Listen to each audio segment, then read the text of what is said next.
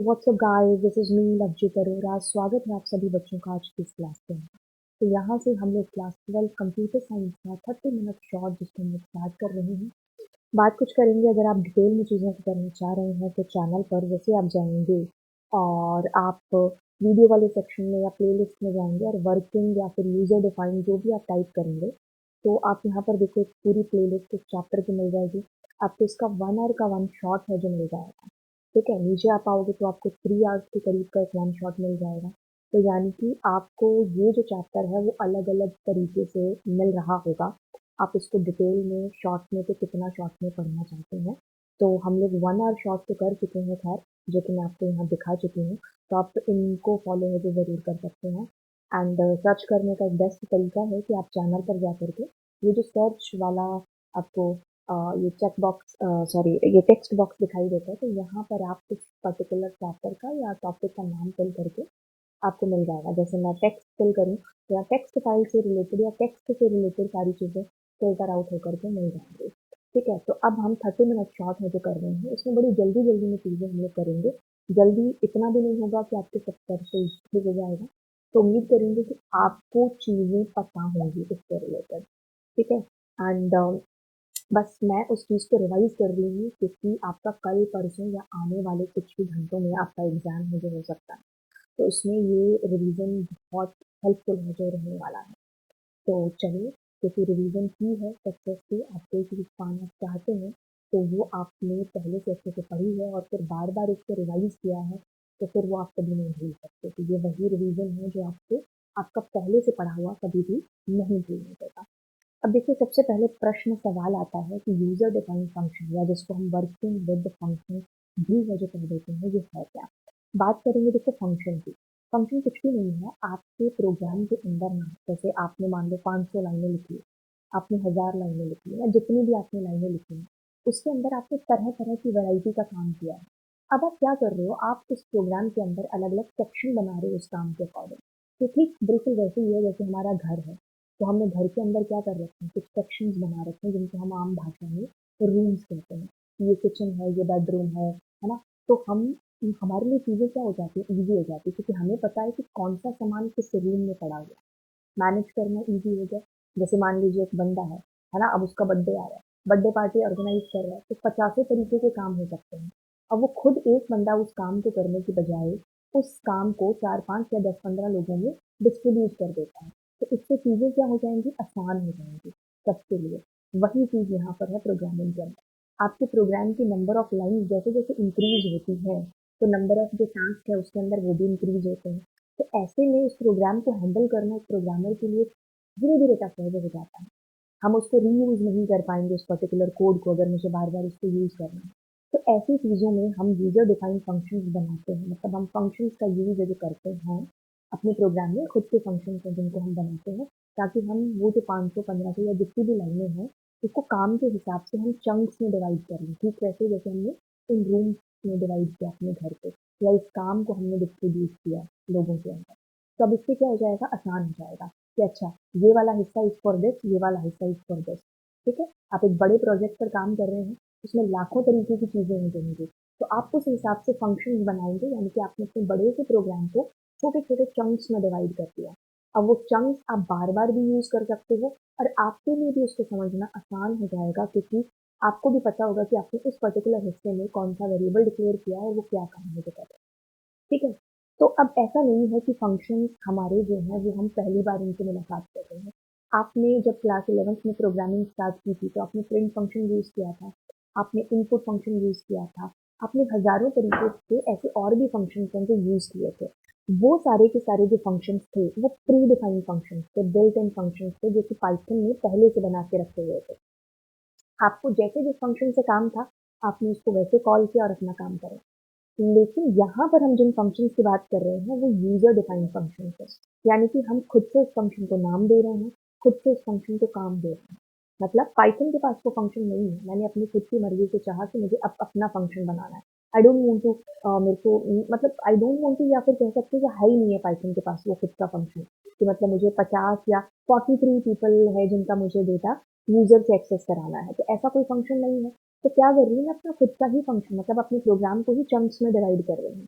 अपने प्रोग्राम के अंदर उन्हीं को यूजर डिफाइंड फंक्शन है जो बोला जाता है, उसमें आप खुद का नाम और काम दे रहे होते हैं उस फंक्शन को। और ये जो फंक्शन जिनके साथ हम पहले से डील करते हुए आ रहे हैं, अगर आप पाइथन पहली बार पढ़ते हो और आप प्रिंट की बात करते हो, आप इनपुट की बात करते हो, तो they all are called predefined या बिल्ट इन फंक्शन, पहले से बने हुए फंक्शन है, पाइथन में आपको दिए हैं। अब हम यूजर डिफाइंड फंक्शन की बात कर रहे हैं, यानी कि हमारे खुद के बने हुए फंक्शन। फंक्शन पता चल गया, किताबी भाषा आप पढ़ चुके होंगे, स्ट्रक्चर क्या होगी। अब कहती है पाइथन की अच्छा तुम क्या करो, कैसे क्रिएट करो, मतलब एक यूजर डिफाइंड फंक्शन को, how you can create a UDF. अब पाइथन आपको एक कीवर्ड प्रोवाइड कराती है, इसी बात से है कि पाइथन में टोटल 35 कीवर्ड, डेफ नामक एक कीवर्ड है जिसका आप यूज करेंगे। एंड डेफ का मतलब डिफाइन कह सकते हो। एंड ये छोटे में आएगा क्योंकि ये कीवर्ड है, कीवर्ड की एक अलग इंपॉर्टेंस है पाइथन के अंदर, है ना।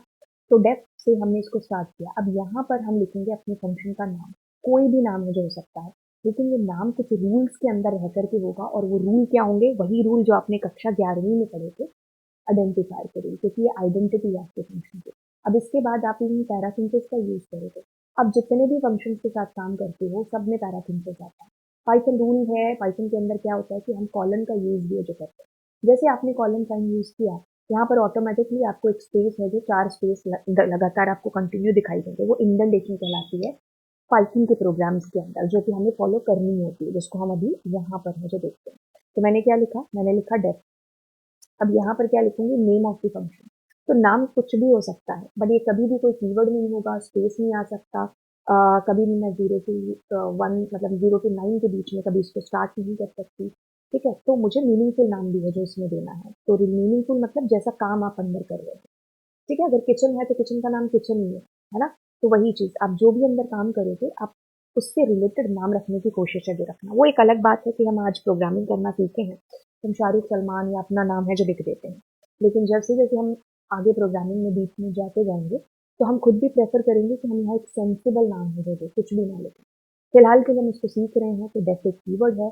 नेम आपने अपने फंक्शन का नाम दिया, कुछ भी, क्योंकि यूजर डिफाइंड फंक्शन है, तो आपके हाथ में सारी चीजें कि आप इसका नाम वैसे तो कुछ भी रख सकते हो, मतलब आइडेंटिफायर के लिए जो अभी बताया। अब इसके बाद हम गोला गोला, इसको क्या बोलते हैं, पैरासिंथेसिस।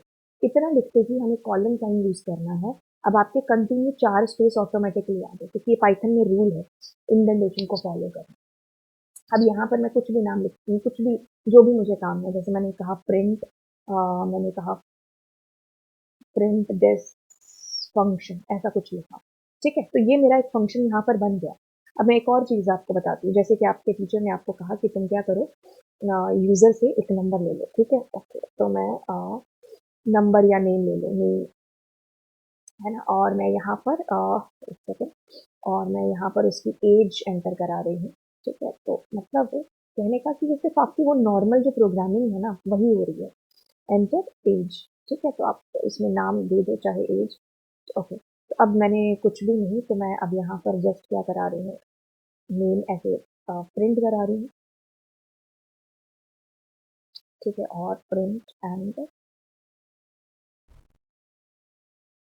और मैंने कहा यार age is, and age print करा दिया। ठीक है, अब मैं क्या करूँ, मैं मतलब मैंने एक नॉर्मल सा प्रोग्राम है जो लिखा है, कुछ नहीं करना। आपने जो भी चीज़ लिखी है ना, आपको जस्ट उस पर्टिकुलर चीज़ को जो भी आपने लिखी है, आपको उसको इसके अंदर बंद करना है, इस डब्बे के अंदर, डेफ और नेम ऑफ दी फंक्शन। ठीक है, और बंद कर दिया आपने ब्रैकेट। अब देखो मैंने इसमें स्पेस दे दिया, तो स्पेस अलाउ नहीं है यहाँ पर। ठीक है, आप स्पेस की बजाय you can put underscore, that you can do, but space and this is not allowed, that's it. This is a chunk, आपके प्रोग्राम में हजारों लाइनें लिखी हैं, अब इस चंक का नाम ये है। अब आप इसके बाहर कुछ भी करते हो, जैसे आपको कुछ आता है कि आपको इवन नंबर एंटर कराने हैं यूजर से, है ना। तो मैंने एक नंबर ले लिया यूजर से, एंड मैं क्या कर रही हूँ, इंटीजर, एंड उसको मतलब इवन नंबर, या आपको फाइंड करना है कि इवन है कि नहीं है। तो मैंने इनपुट और मैंने कहा एंटर नंबर टू चेक, ऐसा कुछ कर लिया, है ना।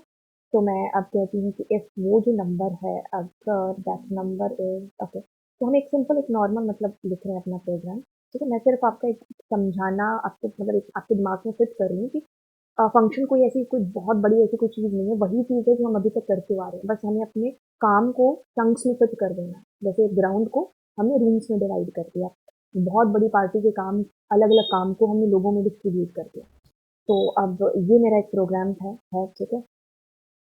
तो अब यूजर जैसे नंबर एंटर करेगा, तो मैं ये अलग काम हो गया मेरे, एक मानो मैं सॉफ्टवेयर ही क्रिएट कर रही हूँ तो इसके अंदर तो मैं कुछ नहीं, तो मैं इसको एज पर इसके नाम ऑड इवन करके मैंने इसमें यहाँ पर दे दिया, दैट्स इट। तो मेरे इस एक प्रोग्राम के अंदर दो फंक्शन बन गए, एक का नाम कुछ ऐसा रख दिया मैंने, दूसरे का नाम कुछ ऐसा। तो अब इससे एक सवाल भी आ जाता है कि आप अपने प्रोग्राम में कितने भी फंक्शन है बना सकते हो, ठीक है। हम यूज करेंगे डेफ कीवर्ड का जब भी हमें फंक्शन बनाना होगा। अब फंक्शन कॉल क्या है, मैं हमेशा बच्चों से बोलती हूँ फंक्शन क्या है, अकड़ू होता है थोड़ा सा। ये वैसे बात नहीं करेगा, जैसे क्लास में 100 बच्चे हैं तो मैं अगर चिंकू से बात करना चाहती हूँ तो मुझे चिंकू को आवाज लगानी पड़ेगी, है ना। या चिंकू मुझसे भी बात करना चाहता है तो उसको मुझे बोलना पड़ेगा मैम, है ना। तो वैसे ही अब अगर मैं इसको रन करती हूँ तो मेरे पास देखो there is no output, but जैसे ही मैंने यहाँ पर लिखा, जैसे मैं ऐसा कर रही हूँ, मैंने लिखा ऑड, ठीक है। और अब मैं इसको अगर रन करूंगी तो अब ये चलेगा और उस हिसाब से मेरे पास नंबर मांग करके मुझे आंसर करेगा। तो इसको बोलते हैं फंक्शन कॉल। आप अपने प्रोग्राम में जितने भी फंक्शन यूज कर रहे हो, until unless you are not calling to that function, that will not work for you. अब ऊपर वाला जो फंक्शन है वो बना हुआ है लेकिन काम नहीं कर रहा, because I am not calling to that function. अब लेट सपोज कि if I am calling to this function, मैं इसके नीचे यहाँ पर इसको कॉल कर देती हूँ। अब मैं अगर इसको रन करूंगी तो ये देखो एक सेकेंड, यहाँ पर आप जब कॉल करेंगे तो कॉलन नहीं यूज होगा।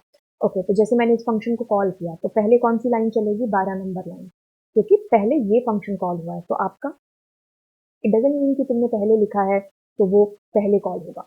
जब आपने कॉल किया है तभी वो फंक्शन है जो चलेगा। इसको आगे पीछे लिखने का एक रीजन समझाना भी है आपको कि ऑड और इवन फंक्शन पहले कॉल कर रही है तो वही पहले चलेगा, ठीक है। तो जैसे अब मेरा 12 नंबर लाइन चली, ऑड इवन फंक्शन कॉल हुआ, नंबर ये पूछ लिया यूजर से, मैंने कहा 4 तो कहता इवन। अब इवन तो अब अगली लाइन चलेगी नेम ऑफ द फंक्शन। तो अब आप यहाँ पर आ चुके हैं, are you getting my point. अब आप 1 पर आकर के अब आप कह रहे हो एंटर नेम, मैंने कहा जॉन। अब आप एज एंटर करा रहे हो, ठीक है। तो एज में मैंने कहा मान लो 34, तो दिस इज कमिंग लाइक। अब आपके मन में सवाल हो सकता है कि एक फंक्शन को कितनी बार कॉल कर सकते हैं, आपकी मर्जी है। जैसे ही आप कॉल करोगे, जैसे मैं मान लो इसको 3 बार कॉल कर रही हूँ, तो पहले 12 नंबर लाइन चली और मेरा इतना हिस्सा चल जाएगा क्योंकि आप इस चंक को कॉल कर रहे हो।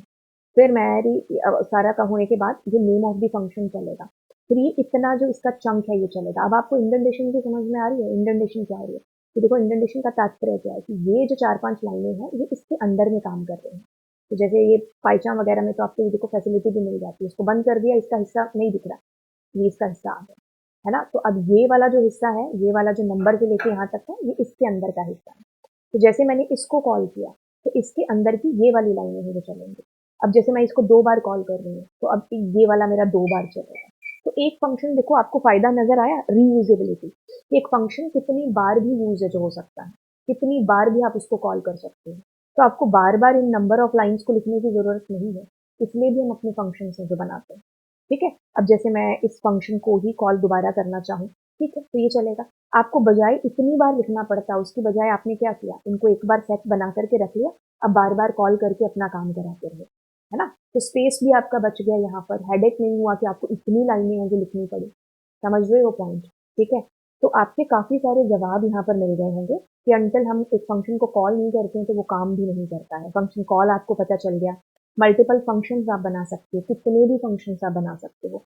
लेकिन यहाँ पर ना आप उसको डिक्लेयर करने से पहले कॉल नहीं कर सकते, जैसे कि मान लो, मतलब डिफाइन करने से पहले, जैसे मैं यहाँ पर इस फंक्शन का नाम मतलब इसको कॉल करूँ तो नहीं, मतलब बच्चा पैदा होने से पहले ही तुम उसके घर में बधाई देने नहीं जा सकते कि अरे अरे चिंकू आया है, चिंकी भी तो आ सकती है। तो मतलब आप अब इस फंक्शन को जैसे डिफाइन करोगे ना, आपको इसके बाद ही इसको कॉल करना होगा। और इवन आप किसी और फंक्शन की बॉडी से भी इसको कॉल कर सकते हैं। मतलब ऐसा जरूरी नहीं कि मैं बाहर से कॉल करूंगी, तो ये कोई दूसरा फंक्शन बनाया मैंने, उसके अंदर से भी इसको कॉल कर सकती हूँ, बट शर्त ये होनी चाहिए कि वो उससे पहले डिफाइन हो चुका हो, ठीक है। तो ये चीज आपको ध्यान रखनी है। ओके, पर अब हम आते हैं पैरामीटर्स एंड आर्ग्यूमेंट्स के ऊपर कि ये क्या चीज होती है और उसके बाद एक्चुअल और फॉर्मल पैरामीटर्स नामक क्या चीज होती है। हमने फंक्शन के साथ डील किया, हमने काम किया, ठीक है। मैं अब यहाँ से कुछ चीज़ों को हटाना चाहूँगी, सिंपल चीज़ों की तरफ आना चाहूँगी। अब देखो यहाँ पर ऑड इवन का हमारा एक प्रोग्राम है जो हमने बनाया है। सुपर कूल तरीके से काम कर रहा है, मैंने यहाँ कुछ भी नंबर दिया, इस तरीके से मुझे आंसर दे रहा है। अब मैं चाहती थी जो नंबर मैंने इस फंक्शन की बॉडी के अंदर डिक्लेयर किया है, मैं चाहती हूँ कि इसको मैं बाहर कहीं डिक्लेयर कर लूँ, ठीक है। ओके, तो मैंने बाहर कहीं डिक्लेयर किया। अब मैं इस नंबर को यहाँ से इसको भेजूंगी, मतलब जैसे कोई तुम्हारे घर पे गिफ्ट भेज रहा है तो तुम रिसीव कर रही हो ना, दोनों बंदों का प्रेजेंट होना जरूरी है। तो वैसे ही अब क्या होगा, ये 7 नंबर लाइन चलेगी, यहाँ पर तुम नंबर एंटर करोगे। अब वो नंबर आपका पास होगा किसको, इस फंक्शन को जहाँ आपने कॉल किया है। तो यहाँ पर एक रिसीवर लगाना पड़ेगा आपको, ठीक है। तो रिसीवर का नाम सेम भी हो सकता है और अलग अलग, ठीक है। मतलब अगर आपको चिंकू कोई गिफ्ट भेज रहा है तो चिंकू रिसीव भी कर सकता है कोई दूसरा चिंकू, ठीक है। तो मतलब नाम सेम हो सकते हैं। तो यहाँ पर ये कहने की बात यहाँ पर है कि जो मैं चीज़ आपको एक सेकंड समझा दूँ यहाँ पर, साथ साथ हम पीपीटी भी ओपन कर लेते हैं, ताकि स्क्रीनशॉट के थ्रू मैं आपको एक्सप्लेन भी है जो कर पाऊँ चीज़ें। बड़े ढंग से और बड़े ही आराम से चीज़ों को समझना है, क्योंकि जब तक समझोगे नहीं तब तक फिर बात नहीं बनेगी। अब देखो क्या है, this is what this is function call है, ठीक है। अब यहाँ से आपका फंक्शन यहाँ कॉल होता है। तो ये क्या है, ये आपके पैरामीटर्स सॉरी आर्ग्यूमेंट है जो होते हैं, ठीक है। इसको मैं हमेशा याद करती हूँ कि ए फॉर एप्पल पहले आता है, तो दिस इज योर आर्ग्यूमेंट। यहाँ से ये वैल्यू है ना जो इसकी, वो वैल्यू आपके पास हो रही है यहाँ पर, ठीक है। तो यहाँ वैल्यू रिसीव करी इसने नंबर में, कर ली रिसीव। अब बस इससे काम हो रहा है यहाँ पर, तो इसको क्या बोलेंगे, ये हमारा पैरामीटर है। तो फंक्शन कॉल में आर्ग्यूमेंट होते हैं और यहाँ पर पैरामीटर होते हैं, ठीक है। अब इन दोनों का नाम सेम भी हो सकता है और अलग अलग भी है जो हो सकता है, ठीक है। तो आपने अगर यहाँ पर नंबर लिया है तो यहाँ सिर्फ वैल्यू जा रही है इसकी, ठीक है। तो जैसे मैंने 5 एंटर किया तो इसने 5 एक तरीके से इस एन को कैच करा दिया। अब उससे ये क्या कर रहा है, ऑड इवन चेक करके आपका आंसर कर रहा है, ठीक है। तो ये आर्ग्यूमेंट हो गया और ये क्या हो गया, पैरामीटर हो गया। अब इसमें एक और टर्म यूज हो रही है which is actual and formal parameter, या फिर एक्चुअल आर्ग्यूमेंट या फॉर्मल आर्ग्यूमेंट, कुछ भी बोल सकते हैं। अब इसमें क्या चीज है जो आपको समझाने वाली है कि ये जो आपके आर्ग्यूमेंट है ना, कौन सा आर्ग्यूमेंट आपका, ये जो नंबर है, इसी को ही आप एक्चुअल आर्ग्यूमेंट कहते हैं और इसी को ही आप एक्चुअल पैरामीटर भी है जो बोल सकते हैं। और ऊपर है ये जो आपके पास यहाँ पर ये जो एन है, that is your formal parameter, और इसी को ही आप फॉर्मल आर्ग्यूमेंट के नाम से भी है जो जान सकते हैं, ठीक है। तो आपको इतना याद रखना है कि ये एक्चुअल है, ये फॉर्मल है, ठीक है। और वैसे अगर आप बोलोगे एक्चुअल फॉर्मल नहीं बोल रहे हो तो आप इसको जो है आर्ग्यूमेंट बोलते हो, आप इसको पैरामीटर बोलते हो। तो इन टर्म्स के बीच में कंफ्यूज नहीं होना। तो मैं इसको एक बार आपको जो है इसकी किताबी भाषा के साथ रिलेट करके दिखाती हूँ। Parameter is the variable listed inside the parenthesis of the function definition. ये क्या है, पैरामीटर्स। और an argument is the value that sent to the function when it is called, this is argument, ठीक है। तो ये चीज क्लियर हो गई। अब आपके फॉर्मल, तो आपके जो पैरामीटर्स हैं उन्हीं को फॉर्मल, आगे नाम कुछ भी लगा दो, और जो आपके आर्ग्यूमेंट है वही आपके एक्चुअल पैरामीटर या फिर एक्चुअल आर्ग्यूमेंट है, ठीक है। तो ये चीज आपको ध्यान रखनी है। अब हम चलते हैं आगे। अब इसमें ना एक कीवर्ड यूज होने वाला है विच इज रिटर्न। रिटर्न का मतलब क्या होता है आम भाषा में, कुछ आपने किसी की बर्थडे पार्टी में गए तो उन्होंने आपको वापस से कुछ है जो दे दिया, रिटर्न कर दिया कुछ, वही चीज यहाँ पर। तो क्या चीज हो रही है, आपका ये सवाल जो प्रोग्राम था बड़े अच्छे ढंग से है जो चल रहा है, आपने कुछ भी डाला, you are getting here answer. मैं हमेशा ऑड ऑड ही डाल रही हूँ, इवन भी है ना। तो आपके पास है, अब आप चाहते हो कि वो आंसर आपके पास वापस आ जाए, आप उस आंसर के साथ कुछ भी करना चाह रहे हो। तो मैं यहाँ पर उसको बजाय प्रिंट करने के मैं उसको रिटर्न कर दूँगी, ठीक है। तो मैं यहाँ पर कुछ भी रिटर्न कर सकती हूँ, एक लिस्ट, एक स्ट्रिंग, जो कुछ भी, येस इफ इवन करके मैंने इसको रिटर्न कर दिया, ठीक है। तो अब अगर मैं इसको रन कर रही हूँ और मान लो मैंने 4 डाला तो आउटपुट नहीं आया। देखो क्या चीज़ हो रही है, आपने यहाँ से एक नंबर डाला 6 नंबर लाइन में, मान लो आपने यही डाला, क्या डाला, 4 डाला, ठीक है। क्या डाला था, 4। तो अब ये 4 नंबर आपका इस एन के पास से रिसीव हो गया, ठीक है। इस नंबर से यहाँ से फंक्शन कॉल होके यहाँ आया, एक्शन परफॉर्म हुआ। रिटर्न एक कीवर्ड है, जैसे ही रिटर्न लगेगा ना, रिटर्न आपके फंक्शन में आप जहां पर भी लगा दोगे और जैसे ही आपका कंपाइलर इसको हिट करेगा तो रिटर्न एक लास्ट लाइन होगी आपके फंक्शन के अंदर की। आप इसके बाद हजारों लाइनें लिखोगे ना तो भी नहीं चलेंगे। रिटर्न हुआ आपने रिटर्न क्या किया, एक स्ट्रिंग की। अब जब कोई रिटर्न करता है चीज तो इसको रिसीव भी करते हैं। जैसे इस नंबर को आपने यहाँ से भेजा और इस एन में रिसीव किया, वैसे ही जब यहाँ से कोई आंसर आएगा तो आपको उसको रिसीव करना होगा। अब रिसीव कर लिया इसने, अब उसको आप ट्रांसफर करोगे, जैसे मैंने एक वेरिएबल डिक्लेयर कर दिया पी, और अब मैं इस पी को यहाँ पर मान लो प्रिंट करा रही हूँ या फिर मैं कुछ भी मल्टीप्लाई 4 करा रही हूँ, तो ये क्या हो गया, ये तो आपका रेप्लीकेशन हो गया। तो जो भी आंसर आएगा आपके पास में वो 4 बार प्रिंट होकर के आएगा। इस 4 का कोई ऐसे नहीं है, मैंने 4 इसलिए लगाया कि आपको ये बताने के लिए कि आप कुछ भी कर सकते हो उस आउटपुट के साथ में। तो अब जैसे मैंने सेम नंबर 4 एंटर दोबारा किया तो इट्स इवन, अब मेरे पास आंसर आ रहा है। अब हुआ क्या हुआ होगा, हुआ ये हुआ कि आपने नंबर एंटर किया 4, अब यहाँ से ये जो नंबर ऑड इवन है ये यहाँ पर चला गया एन में। अब ये क्या हुआ, यहाँ पर इसने रन किया और आंसर पाया कि ये तो इवन है। अब रिटर्न हो गया आपका आंसर ये वाला। ये सीधा जंप करके आपको आंसर इसको दे देगा और ये इसको ट्रांसफर कर देगा। क्यों करेगा? क्योंकि इक्वल्स टू ऑपरेटर आपने लगाया है। और फिर ये पी यहाँ पर प्रिंट हो जाएगा जिसमें कि आंसर है विच इज ये आपका ऑड है या इवन नहीं है, जो भी है। अब देखो आपको यहाँ पर एक नन भी है जो आंसर में मिल रहा है। वो इसलिए मिल रहा है आपको नन क्योंकि मैंने यहाँ पर एक ऑड नंबर एंटर किया था, तो उस वजह से ये जो कंडीशन है दैट इज फॉल्स, इसीलिए आपका एल्स चलेगा। एल्स चलेगा तो यहाँ प्रिंट हो जाएगा, क्या होगा? ऑड प्रिंट हो जाएगा। अब जब आप वापस आओगे तो ये पी बेचारा क्या है, ये पी भी तो चलेगा ना, प्रिंट करेगा। तो इससे ये लाइन भी आपकी पता चलती है जो कि मैंने यहाँ पर शायद नहीं लिखी होगी, लेकिन आपको इससे ये भी पता चलता है कि जब आप कोई रिटर्न नहीं लगाते हो, जो मैंने नहीं लिखा है, ओके, लेकिन है कि अगर आप कुछ रिटर्न नहीं करते हो फिर भी आपने एक रिसीवर लगा रखा है तो आपको नन प्रिंट होता है। ये ठीक वही चीज है जो आप क्लास 11th में मुझसे बार बार पूछते हो, ये वाली। तो मैंने कहा प्रिंट ओपी, तो अब ओपी प्रिंट हो जाएगा, बट व्हाट अबाउट दिस, ये बाहर वाला प्रिंट, तो ये तो नन प्रिंट करेगा ना, क्योंकि इसके पास कुछ है ही नहीं प्रिंट करने के लिए, क्योंकि प्रिंट फंक्शन कुछ रिटर्न ही नहीं करता।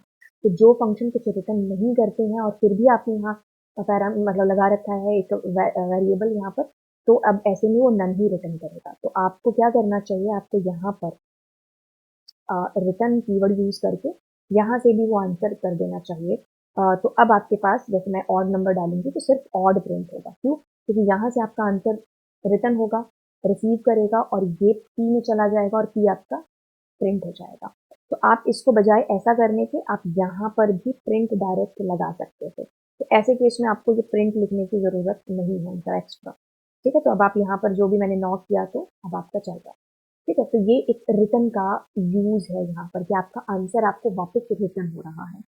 ओके, अब ऐसा नहीं है कि आप हर बार ही रिटर्न कीवर्ड का यूज करो, दैट इज योर चॉइस। ठीक है, आपको अगर चाहिए रिटर्न तो आप यूज कर लो, नहीं चाहिए तो मत यूज करो।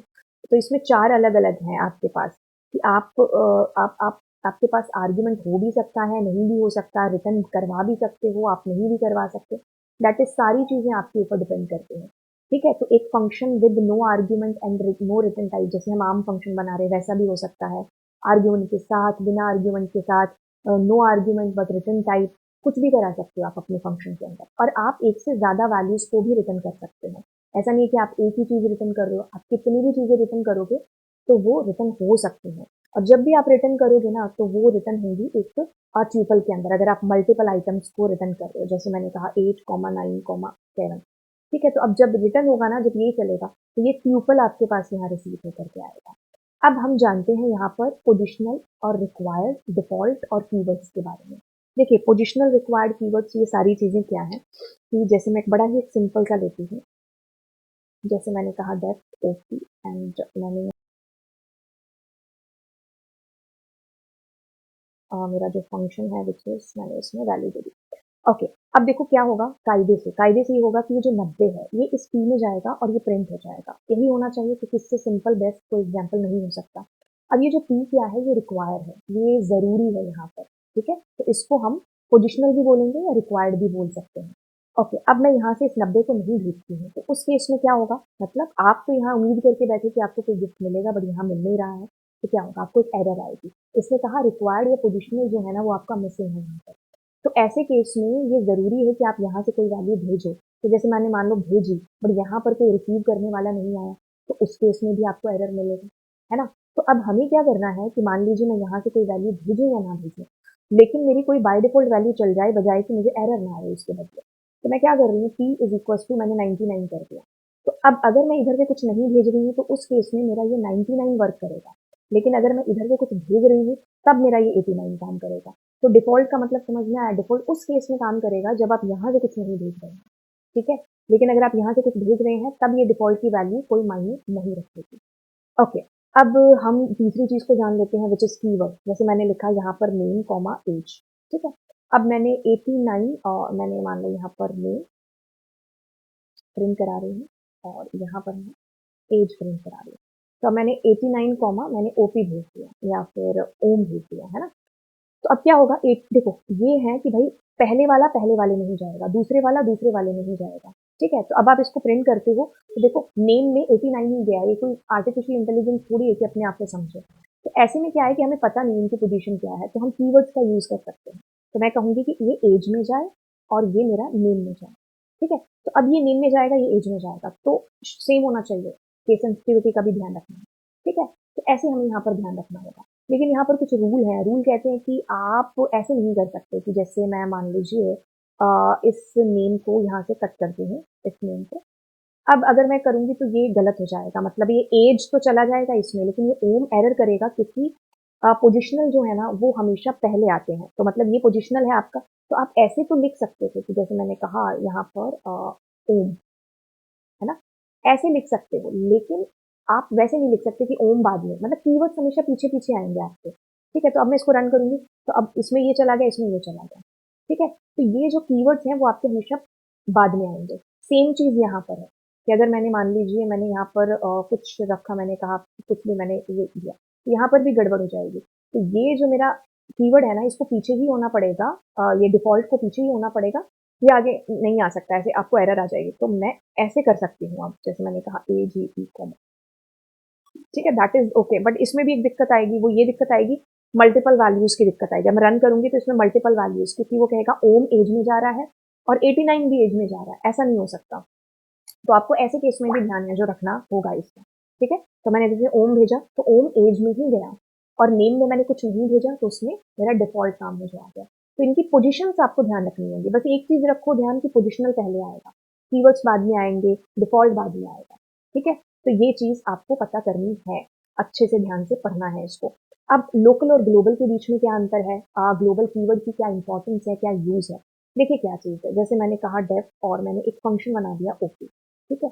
अब मैं इसमें कुछ मैंने यहाँ पर प्रिंट कर दिया, और मैं प्रिंट कर रही हूँ नेम, ठीक है? ओके, अब मैंने यहाँ कहा name is equals to P O P pop and sorry, अब मैं ओपी को कॉल कर रही हूँ, ठीक है? अब एक और मैंने फंक्शन बना लिया, मान लो ये ओपी वन है, ठीक है? और एक और फंक्शन मैंने बना लिया विच इज ओपी टू, और इसमें मैं क्या करती हूँ, एज, ठीक है?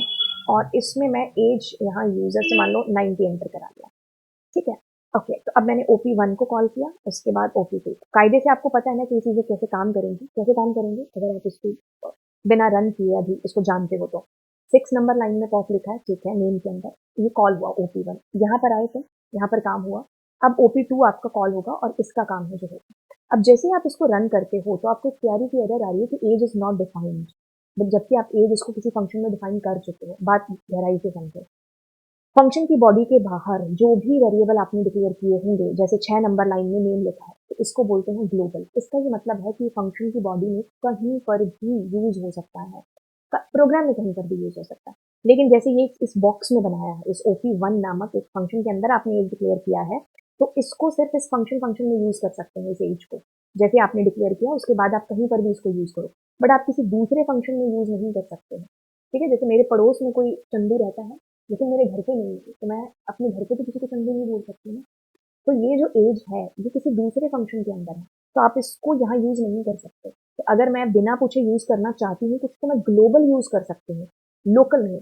तो ये जो एज है दैट इज लोकल, और ये जो नेम है that is global. Global function की बॉडी के बाहर, मतलब मेन फंक्शन में यूज डिक्लेयर होता है, जो कहीं पर भी यूज हो सकता है। और लोकल जो कि उस फंक्शन के अंदर ही है, उसकी जो लाइफ है वही उस फंक्शन में ही रहती है, बाहर उसको कोई नहीं जानता। अब मैं अगर रन करूंगी, तो अब मेरे दोनों बार यहाँ पर भी पॉप पॉप प्रिंट हो गया, ठीक है? तो ये क्या है, ये मेरा ग्लोबल है यहाँ पर। समझ में आई चीज, व्हाट इज ग्लोबल? ओके, अब अगर मैं मान लो यहाँ पर नेम इज इक्वल टू कुछ ऐसा देती हूँ नेम, है ना? तो अब यहाँ पर दिक्कत आएगी क्या, कि मेरा जो सॉरी लोकल ये ग्लोबल है, इसको मैं चेंज नहीं कर सकती बिना यूज किए कीवर्ड, कौन सा, ग्लोबल कीवर्ड, ठीक है? तो अब यहाँ पर क्या है कि आपको ग्लोबल नामक एक कीवर्ड मैं इंट्रोड्यूस करा रही हूँ। तो अब मैं अगर यहाँ पर लिखती हूँ ग्लोबल कीवर्ड और नेम, इससे क्या होगा कि आप यूज तो कर सकते थे पहले से ही, मतलब ग्लोबल जो आपने वैल्यू बाहर ली है, इसको आप यूज तो कर लो, लेकिन अगर आपको चेंज करनी है वो वैल्यू, तब आपको ग्लोबल कीवर्ड यूज करना पड़ेगा। कब चेंज करनी है? फंक्शन की बॉडी के अंदर, ठीक है? तो अब मैं जैसे क्या कर रही हूँ, यहाँ से OP1 कॉल किया, अब मैंने ग्लोबल नेम लिख दिया। इसका ही मतलब हुआ इस लाइन का कि आप इस नेम की वैल्यू में कोई भी बदलाव कर सकते हैं, क्योंकि आपने ग्लोबल कीवर्ड यूज कर लिया है। अब मैं जैसे प्रिंट करूंगी, तो आपका नाम प्रिंट हो जाएगा POP, अब अगर मैं मान लो इसका नाम चेंज कर देती हूँ नेम, और मैंने यहाँ कुछ भी 90 से पहले से लिखा हुआ है, तो अब पीओपी नहीं रहेगा इसके अंदर 90 आ जाएगा, क्योंकि आप नाम चेंज कर चुके हो। तो अब अगली बार जब यहाँ ओपी2 में प्रिंट होगा तो नेम प्रिंट होगा, पोप प्रिंट होगा कि 90 प्रिंट होगा, क्योंकि वो चेंज हो चुकी है आपकी वैल्यू। ठीक है, क्योंकि वो चेंज हो चुकी है। तो ग्लोबल कीवर्ड का यूज क्या है यहाँ पर, इसमें मैं आपको पीपीटी में समझाती हूँ। सीधा सा यहाँ पर मतलब ये हुआ कि आपने अपने फंक्शन को कॉल किया, एक्स इसमें है, प्रिंट हो जाएगा। लेकिन जैसे ही आप दूसरा फंक्शन कोई बनाते हो और उसमें एक्स को एक्सेस करने की कोशिश करते हो, तो आपको एरर आ जाएगी कि एक्स डिफाइन नहीं है। ठीक है, तो इसी से ही ये निकल करके आता है ग्लोबल और लोकल का कंसेप्ट। फंक्शन की बॉडी के बाहर आपने जो भी वेरिएबल डिक्लेयर कर रखे हैं दैट इज ग्लोबल। फंक्शन की बॉडी में आपने इस ए को किया है तो दिस इज लोकल। ठीक है, इसकी जो लाइफ है वो इस फंक्शन के अंदर ही है, बाहर इसको कोई नहीं जानता। कौन जानता है बाहर बाहर बाहर बाहर बाहर? ये ग्लोबल को जानते हैं। तो यहाँ पर 10 प्रिंट होगा, यहाँ पर 15 प्रिंट होगा। तो इसकी परिभाषा कहती है कि a variable declare outside a function is a global variable by default. हम ग्लोबल कीवर्ड का यूज तब करते हैं जब हमें फंक्शन के अंदर चेंज करना होता है ग्लोबल की वैल्यू में। ठीक है, और विदाउट ग्लोबल कीवर्ड हम चेंज नहीं कर सकते, खाली हम यूज कर सकते हैं। और अगर हम अपने ग्लोबल का और लोकल का नाम सेम रखेंगे तो भी कोई फर्क नहीं पड़ेगा। क्या नहीं पड़ेगा? ग्लोबल ग्लोबल है और लोकल लोकल है। ये वही बात है जो यहाँ पर है। ठीक है, ये आपका लोकल है और ये आपका ग्लोबल है। नाम सेम है तो कोई प्रॉब्लम नहीं है, क्योंकि ये ग्लोबल रहेगा, ये लोकल ही रहेगा। इसकी वैल्यू 15 ही है, ये 10 नहीं हो जाएगा। ठीक है, एक शाहरुख बॉलीवुड में, एक मेरे घर पे है, दोनों में अंतर है ना। तो ये ग्लोबल है, ये आपका क्या है? लोकल है। तो ये 15 ही है, ये 10 का 10 ही रहेगा जो है। ठीक है, तो नाम सेम होने से कुछ नहीं है। आप चेंज करना चाहते हैं अगर इसकी वैल्यू में, तो आप यहाँ पर लिखोगे इससे पहले ग्लोबल ए, तब ये आपका क्या होगा? तब ये आपका ग्लोबल बनेगा। अब आप इसमें चेंज कर सकते हैं। ठीक है, ओके। तो variable outside this is global, inside that is local. ठीक है, we can access global variable inside function. बिल्कुल कहीं पर भी फंक्शन में आप यूज करो बिना रिपेयर के, लेकिन जैसे ही चेंज करना होगा आपको ग्लोबल ए लिखना होगा। और अब आप ए इज इक्वल टू 15-20 जो भी चेंज करना चाहो दैट यू कैन डू। ठीक है, we have change the value, yes global की वैल्यू चेंज कर सकते हैं। दोनों का नाम सेम हो भी गया तो भी क्या फर्क पड़ता है? ठीक है, आपका कंसेप्ट क्लियर है तो आप दोनों में डिफरेंस क्रिएट कर सकते हो। तो ग्लोबल कीवर्ड का यूज कब होगा? जब आपको ग्लोबल की वैल्यू में चेंज करना होगा। दोबारा से बता दूं, फंक्शन कॉल हुआ, यहाँ तो 10 प्रिंट होगा क्योंकि ग्लोबल यूज कर सकते हैं फंक्शन की बॉडी में। चेंज करने के लिए आपको ग्लोबल कीवर्ड का यूज करना पड़ेगा। राइट? ठीक है, तो ये दोनों में अंतर था। अब हम यहाँ से चलते हैं अगले मुद्दे की तरफ, और जो मुद्दा आपका आता है कहाँ से? यहाँ से नेस्टेड फंक्शन में लोकल और लेग दी हुई। देखिए क्या चीज है, एक फंक्शन के अंदर दूसरा फंक्शन बनाना इज आपका नेस्टेड हो गया। तो जैसे मैंने ये एक फंक्शन बनाया, देखो एक फंक्शन के अंदर दूसरा फंक्शन बना है दैट इज आपका नेस्टेड। तो ये आपका नेस्टेड है। नेस्टेड मतलब एक फंक्शन के अंदर फंक्शन। अब क्या होगा? दिस इज व्हाट, फटाफट से जी फॉर ग्लोबल। यहाँ से फंक्शन कॉल होगा। ठीक है, अब यहाँ पर क्या प्रिंट हो चुका होगा? I am outer function. ये क्या है? ये लोकल है। ये लोकल है, ठीक है। आपका पी में 90, तो यहाँ पर 90 प्रिंट हो जाएगा। अब मैंने यहाँ पर एक लाइन मिस कर दी। यहाँ पर मुझे फंक्शन को कॉल करना चाहिए था, जो कि मैं यहाँ लिख देती हूँ, यहाँ सही कर दूंगी। इनर फंक्शन कॉल हो गया, यहाँ से आप यहाँ आए। अब आप क्या कर रहे हो? यहाँ पर आपने कहा आई एम इनर, तो आई एम इनर आपके प्रिंट हो जाएगा। अब पी, यहाँ पर कौन सा पी है जो प्रिंट है? एक्चुअली में क्या है कि इसके पास तो अपना कोई है नहीं वेरिएबल, मतलब कुछ नहीं है। तब ये क्या करेगा? बाहर देखेगा। इस फंक्शन से तुम्हारे घर में चीनी नहीं है तो तुम बाहर दुकान पर जा रहे हो, तो अब ये बाहर देखेगा कि अच्छा यहाँ चीनी किसके पास है? अच्छा यहाँ चीनी यहाँ लोकल के पास है। यहाँ क्या प्रिंट होगा? 90 प्रिंट होगा। ठीक है, अब अगर यहाँ पर भी ये नहीं होता तब ये ग्लोबल के पास जाता है, जो कि मैं आपको समझाऊंगी। अभी हम एक डायग्राम भी है जिसको देखने वाले हैं। तो अब आपके पास क्या प्रिंट हो जाएगा? 90 प्रिंट हो जाएगा। अब जैसे ही आप इस फंक्शन से बाहर आते हो और ये वाली लाइन चलती है पी, तो इस फंक्शन के अंदर क्या पड़ा हुआ है? 90 प्रिंट हो गया। अब जैसे ही आप यहाँ पर आओगे, यहाँ पर क्या प्रिंट होगा? ऑफकोर्स 10 प्रिंट होगा। तो आपके पास पहले लाइन, फिर 90, फिर इनर 90 90 90 90 और फिर लास्ट में 10 प्रिंट हो जाएगा। तो अब इसको एक बार देख लेते हैं कि हमने सही ही चीजें हैं जो यहाँ पर की है। हाँ, इसमें क्यों नहीं आया? क्योंकि मैंने ये एक लाइन यहाँ पर नहीं लिखी जो कि मुझे लिखनी चाहिए थी। अब आपके पास में वो इनर वाला भी है जो आ गया। ठीक है, अब इसके लिए मैं आपको एक चीज बताती हूँ जो कि आपको बड़ी इंपॉर्टेंट है बताना, इनर लोकल ग्लोबल के कंसेप्ट को क्लियर करने के लिए। ये वाला अगर आपने डायग्राम देख लिया ना, तो आप समझ जाओगे कि नेस्टेड क्या है। नेस्टेड का मतलब ही क्या है? एक फंक्शन के अंदर दूसरा फंक्शन। तो आपने क्या किया? आउटर फंक्शन कॉल किया सबसे पहले, तो देखो ये वाला। ठीक है, अब इसमें क्या है कि ये क्या है? ये इसका लोकल है। ठीक है, अब यहाँ पर आपने ए प्रिंट करोगे तो आपका मतलब 3 प्रिंट हो जाएगा। अब यहाँ से क्योंकि फंक्शन बिना कॉल के चलेगा नहीं, या ये लाइन चलेगी, ये प्रिंट होगा, मतलब ये चलेगा। अब a is equal to c, देखो ये इसका तो लोकल है, लेकिन अब ये आ गया तो ये क्या है, ये अब आपका लोकल है, और ये जो बाहर वाला इसको एनक्लोजिंग बोलेंगे। तो ये लोकल आपका, ये इस फंक्शन का लोकल है, ये है तो ये खुद का वाले फंक्शन का भी लोकल, लेकिन इसके लिए क्या हो जाएगा, ये नॉन लोकल हो जाएगा, जिसको आप एनक्लोजिंग बोलते हैं। तो इसमें आपका 2 प्रिंट हो जाएगा, 3 और 2 आपके पास में प्रिंट होगा। कंसेप्ट को समझो, चीजों को समझो कैसे हो रही है। ये क्या है, ये फंक्शन की बॉडी के बाहर तो ग्लोबल, यहाँ से फंक्शन कॉल हुआ आउटर, ये क्या है आपका नॉन लोकल, क्योंकि इसमें एक और फंक्शन यूज हो रखा है। यहाँ 3 प्रिंट हो जाएगा। अब आप यहाँ पर प्रिंट करोगे 3, यहाँ से आप यहाँ जाओगे तो ये क्या है आपका लोकल इसका, तो ये 2 प्रिंट कर देगा। बाहर आओगे तो ये तो अपनी बॉडी में फंक्शन में जो भी चीजें वो प्रिंट करेगा, विच इज 3। ठीक है। अब अगर आप यहाँ पर प्रिंट लिखते ए, तो ये वाला प्रिंट करता। ठीक है, जो जहां पर है जिसका स्कोप वो उतना ही है जो चलेगा।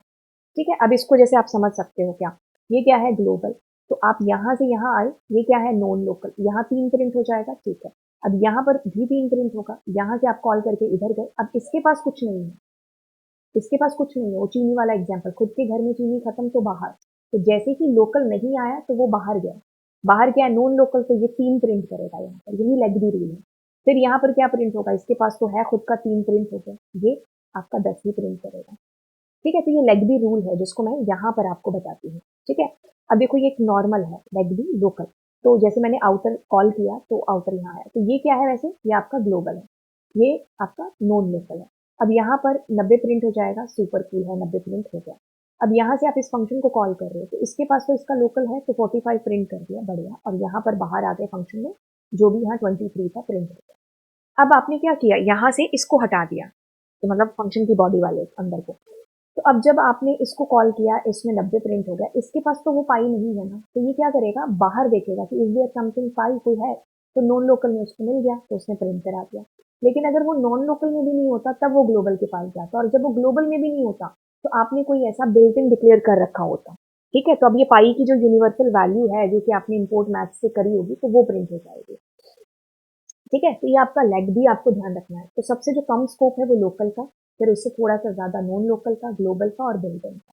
अगर लोकल को वैल्यू नहीं मिलती है तो वो नॉन लोकल के पास जाएगा, मतलब आउटर फंक्शन के वेरिएबल को देखेगा, आउटर फंक्शन में नहीं है तो वो ग्लोबल को देखेगा, फिर बिल्ट इन को, नहीं तो फिर फाइनली एरर आ जाएगी। ठीक है, ओके, नॉन लोकल एक कीवर्ड है जिसमें आपका यूज होता है। नॉन लोकल कीवर्ड तब आपका यूज होता है जब आपको इनर फंक्शन से, मतलब जो आपने नेस्टेड फंक्शन बनाया उससे आपको आउटर फंक्शन की वैल्यू चेंज करनी है, तब आप इसका यूज है जो करते हैं। ठीक है, बाकी हम यहाँ पर म्यूटेबल इम्यूटेबल आर्ग्यूमेंट्स को देख लेते हैं कि क्या है। देखिए, इसके लिए आपका कंसेप्ट क्लियर हुआ होना चाहिए म्यूटेबल इम्यूटेबल का। जैसे मैंने p इज इक्वल टू 10 किया और मैंने p इज इक्वल टू 10 कर दिया, अब मैं इसको प्रिंट कराती हूँ p, तो ये आपका p प्रिंट हो जाएगा, 20 आपके पास आया, लेकिन आपको पता है कि ये क्या है, इम्यूटेबल है। तो जैसे कि मैं id यूज करती हूँ, तो इसका ये मतलब होगा, id क्या है, एक फंक्शन है जो कि इसका मेमोरी का लोकेशन बताता है कि कौन से मेमोरी लोकेशन पर जो है जाकर के स्टोर हुई है वैल्यू। तो इम्यूटेबल को आप कभी चेंज नहीं कर सकते हो। तो जैसे मैंने p इज इक्वल टू 10 लिखा, तो ये उसकी आईडी बताएगा कि मेमोरी में कहाँ पर है। अब मैंने इसको चेंज कर दिया, अब इसकी आईडी क्या आनी चाहिए, डिफरेंट आनी चाहिए, क्योंकि ये इम्यूटेबल है। एक सेकेंड, तो जैसे मैं प्रिंट करती हूँ दोनों की आईडीज आर डिफरेंट। ठीक है, अब यही केस अगर हम म्यूटेबल के साथ करें, तो जैसे मैंने यहाँ पर कोई लिस्ट ले ली, अब मैं लिस्ट के किसी पैरामीटर में चेंज करती हूँ, तो अब यहाँ पर आपको सेम दिखेगा क्योंकि ये क्या है, म्यूटेबल है। अब आप जब यही चीज फंक्शन के अंदर यूज करते हैं तब ये कैसे एक्ट करती है, कि जैसे मैं एक डिस्प्ले फंक्शन बनाती हूँ और मैंने यहाँ पर a इज इक्वल टू 10 ले लिया, प्रिंट उसका आईडी। ओके, अब मैंने a plus is equal to 10 करके उसका आईडी प्रिंट कर दिया, और यहाँ पर भी कोई ए आप ले लेते हैं। ठीक है, और मैं यहाँ पर ए में 1 डाल देती हूँ मान लो, और इस डिस्प्ले फंक्शन को कॉल कर देती हूँ ए डिस्प्ले। ठीक है, अब आप इस चीज को अंडरस्टैंड करिएगा कि इसमें क्या क्या कंसेप्ट बैठ रहे हैं।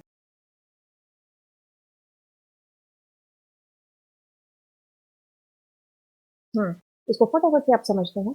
ये क्या है, इम्यूटेबल। ठीक है, जितने भी आपके पास इम्यूटेबल्स है, इंटीजर है, ट्यूपल है, स्ट्रिंग है, तो आपने क्या किया, ये आपका ग्लोबल है, जैसे इसे तो अभी हम ग्लोबल लोकल नहीं देख रहे हैं, तो ये देखो ये क्या है, इसका एक मेमोरी का एड्रेस, आपने फंक्शन को कॉल किया, यहाँ है इसका मेमोरी एड्रेस आपने यहाँ प्रिंट कराया, जो मिल गया आपको। अब आप क्या कर रहे हो, ये आपका लोकल हो गया यहाँ पर। ठीक है, आपने एक न्यू डिक्लेयर कर दिया, मतलब वो पिछले वाला इज गॉन, तब इसका क्या है, एक नया एड्रेस बनेगा। अब आप ऑफ कोर्स उसमें चेंज करते हो तो आपको चेंज वाला दिखेगा, बिकॉज़ इम्यूटेबल आप चेंज नहीं कर सकते हैं, ठीक है? तो अब आपने किया तो उसने नया ही लोकेशन उसको दे दिया। यहाँ पर प्रिंट कराओगे, यहाँ पर तो ये अपने वाला ही प्रिंट करेगा ना। अब वही चीज़ जब इसके साथ में हुई म्यूटेबल के साथ, तो म्यूटेबल अपने आप में चेंज करेगा। तो एक एड्रेस आया, जैसे ही आप इस फंक्शन को कॉल करते हो तो इसने वही एड्रेस दिया। अब आपने चेंज किया है तो म्यूटेबल अपने आप में चेंज करेगा। एड्रेस देखो किसी भी केस में चेंज नहीं हो रहा है इसके अंदर, ठीक है? तो ये म्यूटेबल या इम्यूटेबल जब आप आर्ग्यूमेंट समझते हो तब ये सारी चीजें होती हैं, ठीक है? तो यस, फ्लो ऑफ एग्जीक्यूशन भी आप समझ गए होंगे क्योंकि हमने इतने प्रोग्राम्स यहाँ पर रन कर लिए हैं। तो ये आपका हाफ एन आवर के अंदर एक वन शॉट रिवीजन था जिसको आपने करना था। एंड मैं आपको बता चुकी हूँ कि चैनल पर ऑलरेडी इसके 2 घंटे का, 3 घंटे का, 1 आवर का और ये अब 30 मिनट का डल चुका है। तो आप अपने अकॉर्डिंग चीज़ों को देखिए। And yes, don't forget to subscribe the channel. मिलते हैं नई क्लास के अंदर। Thank you so much. Bye bye.